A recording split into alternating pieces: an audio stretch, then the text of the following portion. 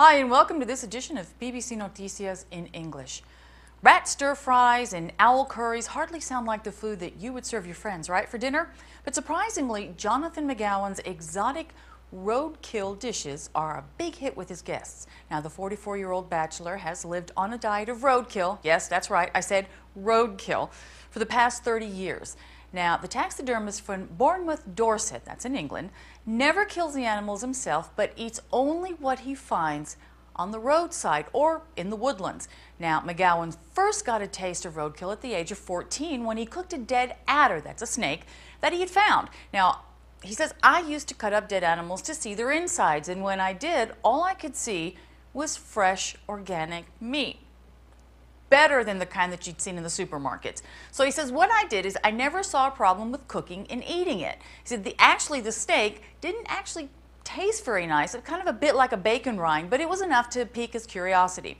Now, after leaving college, he lived alone and began to eat roadkill to save money on his weekly food bills. Now, McGowan says he is careful and he doesn't eat anything that he thinks isn't fresh, and if he doesn't know exactly how the animal has died, he'll perform an autopsy on it. He said recently he'd found a raven that had been poisoned, probably with strychnine, and that's something that other people probably wouldn't think of to look out for. He says, I do have to be careful, but I've never been sick and from anything that I've ever eaten. Obviously, probably because he's the king of eating roadkill. That's why he's still a bachelor. And the Colombian sex strike is over. Wait, what? The Colombian sex strike? I know. Well, the women of Barbacoas, Colombia have declared their sex strike over. Who knew?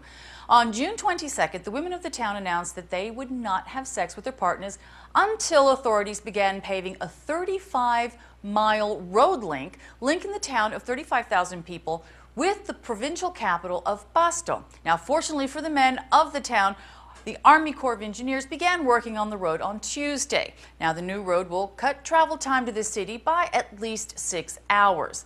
Now, Barbacoa's Mayor Jose Arununflo, that's a mouthful, right, says the strike was honored in his house, so much so that his wife slept in a separate room. He even said that he's willing to take a polygraph test to prove it.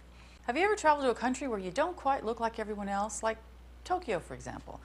And you notice that people are staring at you and whispering. Well, most people would just ignore it, and actually very few would actually come up with a funny way of dealing with it.